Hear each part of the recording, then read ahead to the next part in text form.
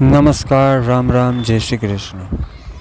તો મિત્રો, અત્યારે આપણે પોરબંદરની જે આપણે કાલે વ્લોગ જોયો એના પછી ત્યાંથી આપણે સીધા આવી ગયા હતા જે પોરબંદરની અંદર સાંદીપની આશ્રમ આવેલું છે ત્યાં. તો આ કંઈક બહારથી આવો સાંદીપની આશ્રમનો નજારો છે અને બહુ અદ્ભુત જગ્યા છે. એમ કહેવામાં આવે છે કે રમેશભાઈ ઓઝાએ આ જે આશ્રમ બનાવ્યું છે તે જે આપણે પહેલાં ઋષિમુનિઓ જે પ્રમાણે વિદ્યા આપતા હતા, જે પ્રમાણે વિદ્યા પીરસતા હતા, એ રીતે આ આશ્રમની અંદર અહીંયાના જે સ્ટુડન્ટ છે એમને વિદ્યા પીરસવામાં આવે છે. અને આ હરિમંદિર એકદમ પીસફુલ જગ્યા છે. અંદર તો ફોટોગ્રાફીની મનાઈ છે એટલે આપણે નથી કર્યું ત્યાં, પણ બહુ અદ્ભુત અને એકદમ પીસફુલ જગ્યા છે. તો તમે જુનાગઢથી દ્વારકા હાઈવે ઉપર જે એરપોર્ટ આવે છે એની એક્ઝેક્ટ સામે આ સાંદીપની આશ્રમ આવેલું છે. તો ચાલો હવે આપણે જોઈએ અંદર અને અહીંયા જે મંદિરની બહાર જે આ દ્રશ્યો સુંદરતા છે એ નિહાળીએ.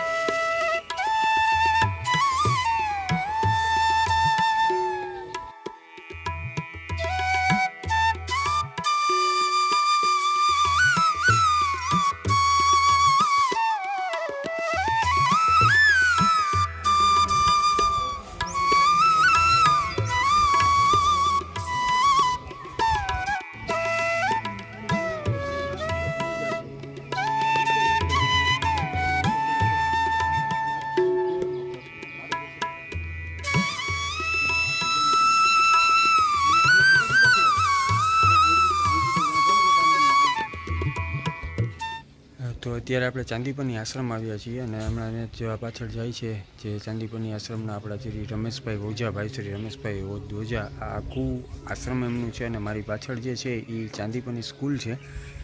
અંદર તો ફોટોગ્રાફીની મનાઈ છે, પણ આ બહારથી હું તમને આખો નજારો અને વ્યૂ બતાવું છું. મિત્રો, વિડીયો સારો લાગે તો લાઇક, શેર અને કમેન્ટ કરી દેજો. અને આ જે પાછળ મારી દેખાઈ રહ્યું છે એ છે હવન કુંડ, જે અહીંયા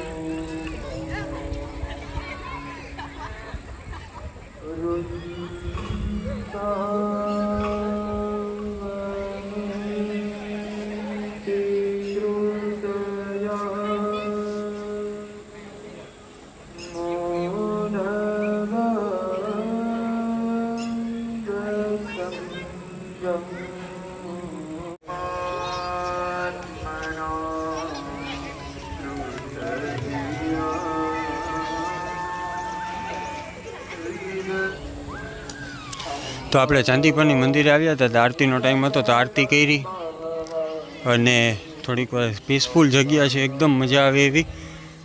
અને બહુ મસ્ત વાતાવરણ છે અત્યારનું અહીંયા. તો જે અહીંયા અંડર કન્સ્ટ્રક્શન જ છે, અહીંયા કામ ચાલુ જ છે.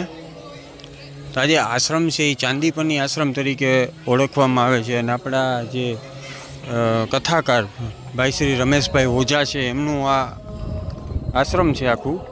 કંઈક અદ્ભુત અને બહુ મસ્ત નજારો. તો અત્યારે આપણે અહીંયા આવ્યા હતા સાંદીપની આશ્રમ, જે કથાકાર શ્રી ભાઈ શ્રી રમેશભાઈ ઓઝા છે એમનું આ પૂરું આશ્રમ, આ સાંદીપની મંદિર, જે અંદર રાધા કૃષ્ણ ભગવાન, પછી લક્ષ્મીનારાયણ ભગવાન, ગણપતિ બાપા અને શંકર બાપાનું પણ આ સ્થાન ઉપર આ જે મંદિર છે એની અંદર મંદિર આવેલું છે. તો અદ્ભુત કંઈક નજારો છે અને અદ્ભુત મંદિર છે. આખું એક ફાઉન્ટેન્સ જેવું બનાવેલું છે જ્યાંથી પાણી, અત્યારે તો આ બંધ છે પણ આ કંઈક આ ફાઉન્ટેન્સ જેવું બહુ મસ્ત આ બનાવેલું છે. ખબર નહીં શું કામ બંધ હોય, એટલે આ અત્યારે તો બંધ છે. અદ્ભુત મંદિરનો નજારો, દ્રશ્ય છે આ જગ્યા ઉપર. અને જો અહીંયા સામે જો અહીંયા તમને દેખાશે મધ, અહીંયા મધપૂડો પણ છે. હવે ખબર નહીં, આ મોબાઈલમાં ઝૂમ નથી થતું બરાબર.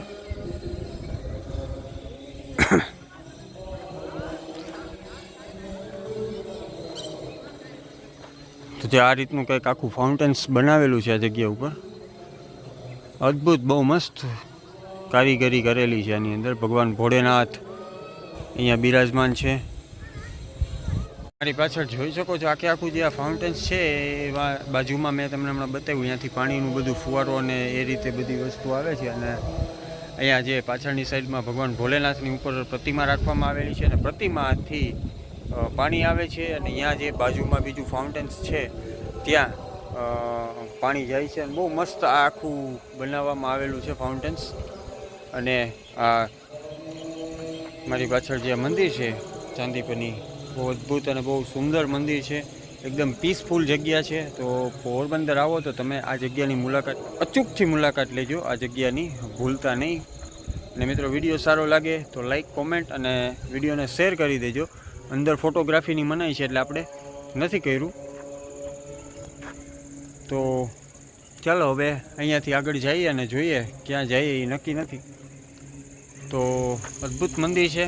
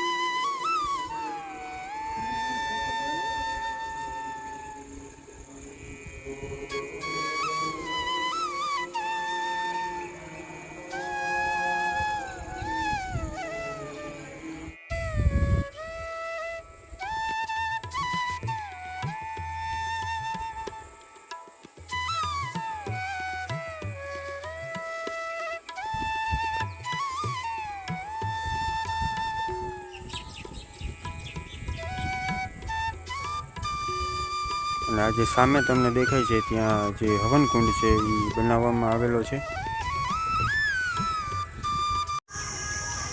અને આ જે તમને સામે દેખાય છે એ ભગવાન શ્રી રામનો નામનો જે તરતો પથ્થર છે અહીંયા રાખવામાં આવેલો છે. અને એની બાજુમાં એક્ઝેક્ટ બતાવું તમને,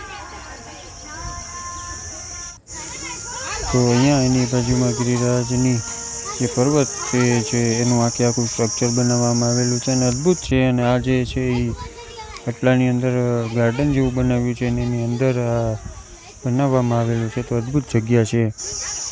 તો આ રીતે કંઈક ગાર્ડન છે અને અહીંયા સ્ટેજ પણ બનાવવામાં આવ્યું છે. એટલે અહીંયા પણ ક્યારેક ભાઈ શ્રી રમેશભાઈ ઓઝા તેમની કથાથી લોકોને જ્ઞાન આપતા હશે, તેમના વિદ્યાર્થીઓને પણ જ્ઞાન આપતા હશે આ જગ્યા ઉપર. તો એકદમ નેચરલ વાતાવરણની અંદર અહીંયા વિદ્યાર્થીઓને શિક્ષા આપવામાં આવે છે. અને સાંજ ઢળતાની સાથે જ આ મંદિરની જે ખૂબસૂરતી છે એ વધતી જાય છે, લાઇટિંગ. અને આ તમે જોઈ શકો છો પાછળ વાદળો અને અદ્ભુત દ્રશ્યો અહીંયા સર્જાય છે સનસેટની સાથે. તો એક નેચરલ જે વાઇબ હોય છે, જે નેચરલ આપણે એકદમ પીસફુલ જગ્યા છે એનો અનુભવ આ સ્થાન ઉપર થાય છે અને બહુ અદ્ભુત જગ્યા છે. તો પોરબંદર આવો ત્યારે આ જગ્યાની મુલાકાત લેવાનું ભૂલતા નહીં. અચૂકથી આ જગ્યાની મુલાકાત લેજો. અને આપણો વિડીયો સારો લાગે તો વિડીયોને લાઈક, શેર અને ચેનલની અંદર નવા હોય તો સબસ્ક્રાઈબ કરવાનું ભૂલતા નહીં.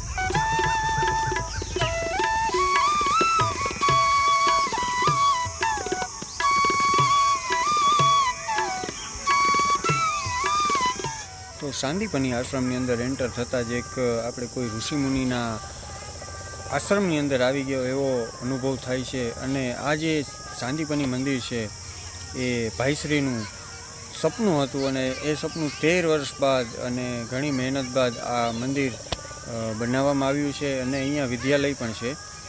અને આ જે મંદિર છે એ સૌરાષ્ટ્રની અંદર આવેલા યુનિક મંદિરોમાં આ મંદિરની ગણતરી કરવામાં આવે છે. તો અદ્ભુત મંદિર છે અને પોરબંદરથી અંદાજિત 5 કિલોમીટરના અંતરે, એટલે કે એરપોર્ટની સામેની સાઈડમાં મંદિર આવેલું છે. એટલે જે દ્વારકા તરફ જતો જે હાઈવે છે, રસ્તો છે, તેની પહેલાં આ મંદિર આવી જાય છે. તો અચૂકથી મુલાકાત લેજો આ મંદિરની.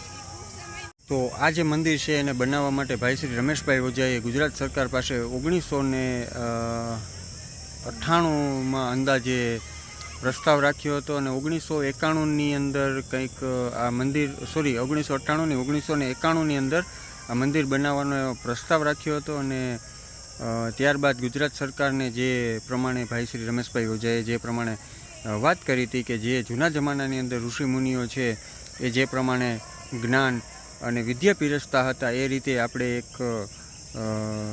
આશ્રમ બનાવવું છે અને વિદ્યાલય બનાવવું છે. તો ગુજરાત સરકારને આ પ્રસ્તાવ ખૂબ જ સારો લાગ્યો. અને 1991ની અંદર ગુજરાત સરકારે આ જમીન જે અહીંયા આશ્રમ બનેલો છે એ જમીન ગુજરાત સરકારે રમેશભાઈ ઓઝા છે એમને આ જમીન ફાળવી અને ત્યારબાદ 1992ની અંદર આ આશ્રમનું કામ ચાલુ કરવામાં આવ્યું. અને 1998ની અંદર આ જે આશ્રમ છે એ કાર્યરત થયું. એની મુલાકાત અચૂકથી લેજો. એકદમ પીસફુલ જગ્યા છે, એકદમ શાંતિમય જગ્યા છે અને મજા આવે એવી જગ્યા છે. તો ચાલો હવે આપણે અહીંયાથી જઈએ અને આગળ જોઈએ અને ક્યાં જઈએ તમને બતાવું છું. હવે જે પોરબંદરની અંદર રિવરફ્રન્ટ આવેલું છે ત્યાં જવાની ઈચ્છા છે. તો ચાલો તમને ત્યાં જઈએ અને બતાવું આગળ. તો વિડીયોમાં બન્યા રહેજો. અને માહિતી સારી લાગી હોય, મંદિર સારું લાગ્યું હોય, દર્શન ભગવાનના થઈ હોય, જો કે નહીં જ થયા હોય કારણ કે અંદર તો ફોટોગ્રાફીની મનાઈ છે. તો ફોટો મને મળશે તો હું વિડીયોની અંદર એડ કરી દઈશ. તો મંદિર સારું લાગ્યું હોય, આપણો વિડીયો સારો લાગ્યો હોય તો વિડીયોને લાઈક, શેર અને ચેનલની અંદર નવા હોય તો સબસ્ક્રાઈબ કરવાનું ભૂલતા નહીં. તો ચાલો હવે આપણે જઈએ એનાથી આગળ જે પોરબંદરની અંદર રિવરફ્રન્ટ આવેલું છે ત્યાં. તો ચાલો મારી સાથે વિડીયોમાં આગળ બન્યા રહેજો. તો સોરી મિત્રો, આપણે રિવરફ્રન્ટ જવાનું અત્યારે કેન્સલ કરીએ છીએ કારણ કે અત્યારે થઈ ગયું છે બહુ મોડું, લેટ. એટલે અત્યારે આપણે નહીં જઈએ રિવરફ્રન્ટ કારણ કે આવતીકાલે સવારમાં વહેલું ઉઠીને આપણે જવાનું છે દ્વારિકા.